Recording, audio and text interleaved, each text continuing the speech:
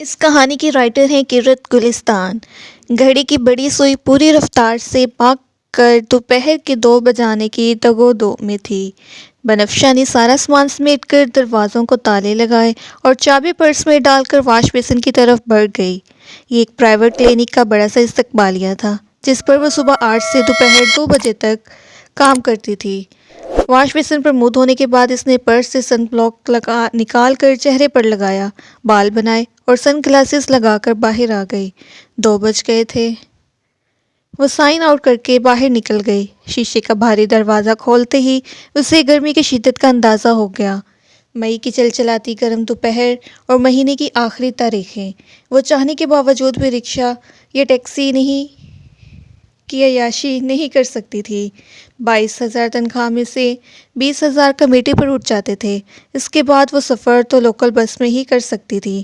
بنفشہ نے ایک نظر اپنے خوبصورت رنگ پرنٹ اور ہلکے پھلکے لون کے سوٹ کو دیکھا۔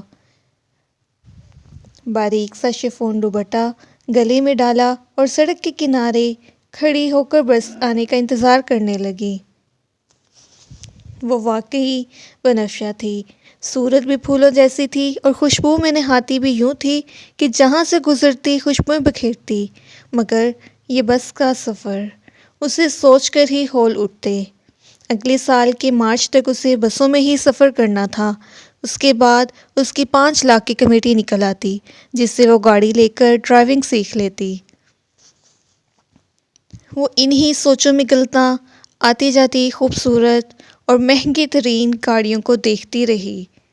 اس کی مطلوبہ بس اسے دور سے آتی نظر آئی۔ وہ دل ہی دل میں دعا کرنے لگی کہ اللہ کرے جگہ مل جائے اور پاس بیٹھنے والی خاتون میلی نہ ہو جس سے ہر بس کو جھٹکا لگنے پر اسے بدبو کا جھونکا آئے اور وہ بکائیاں لیتی رہ جائے۔ آج شاید قبولیت کی گھڑی تھی جو اسے جگہ مل گئی تھی اور ساتھ والی سیٹ بھی خالی تھی۔ وہ شکر کرتی ہوئی بیٹھ گئی۔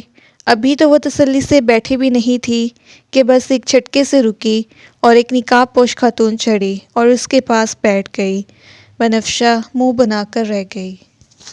کنڈکٹر نے کرایہ مانگا تھا۔ ساتھ بیٹھی لڑکی نے پیسے نکالنے کے لیے ایک ہاتھ کا دستانہ اتارا تھا۔ دستانے میں دبا 20 کا نوٹ نکال کر اس نے کنڈکٹر کی طرف بڑھایا اور دوبارہ دستانہ چڑھا لیا۔ بنفشہ اس کا دودھ جیسا سفید ہاتھ اور اس پر سرخ سرخ دانے دیکھ کر حیران رہ گئی اور بے ساختہ پوچھے بنا نہ رہ سکی۔ ارے یہ کیا ہے خارش؟ جی، لڑکی نے مختصر جواب دیا اور شیشوں سے باہر بھاگتی دوڑتی گاڑیوں کو دیکھنے لگی۔ بنفشہ نے غور سے اسے دیکھا۔ بڑا سا کالا برقع، اس کے اوپر بڑا سا ڈبل والا نقاب لگائے بیٹھی یہ لڑکی یقیناً بے حد خوبصورت تھی۔ اتنی گرمی میں سیاہ برقع اور پھر اتنا بڑا نقاب لگاؤ گی تو خارش ہی ہوگی نا۔ میں ہسپتال میں ہوتی ہوں، اسکن اسپیشلسٹ کے پاس دن میں 10 تو نقاب والیاں آتی ہیں، پورے جسم پر دانے، خارش، کھجلی۔ ارے اللہ کی بندی، عقل سے کام لو۔ اتنی گرمی میں اتنا گرم اور وہ بھی سیاہ برقع پہنو گی تو کھجلی اور دانے نہیں ہوں گے تو اور کیا ہوگا؟ بنفشہ نے اسی انداز میں کہا جس طرح وہ ہسپتال میں مریضوں کو جھٹکا کرتی تھی۔ لڑکی نے غور سے بنفشہ کو اوپر سے لے کر نیچے تک دیکھا۔ بنفشہ اس کے انداز پر گڑبڑا گئی۔ آپ نقاب کریں، بے شک کریں، پر دین اتنا سخت نہیں جتنا آپ ملاؤں نے بنا لیا ہے۔ بنفشہ نے بات کو سمیٹنا چاہا اور آخری جملہ کہہ کر کھڑکی سے باہر دیکھنے لگی۔ آپ کو کس نے کہا میں عالمہ ہوں؟ وہ بولی۔ عالمہ نہیں ہو تو حافظہ ہوگی، حافظہ بھی نہیں ہو تو کسی مولوی کی بیٹی، بیوی، بہن یا بھانجی بھتیجی ہوگی۔ بنفشہ نے مضحکہ خیز مسکراہٹ کے ساتھ کہا۔ میرا نام چمپا ہے اور میں پیدائشی ہندو ہوں۔ میرا باپ بھی ہندو ہے، بھائی، شوہر، بیٹے سب ہندو اور میں خود بھی ہندو۔ لڑکی نے کہا تھا اور بنفشہ کا منہ کھلا کا کھلا رہ گیا۔ تو پھر یہ نقاب کیوں؟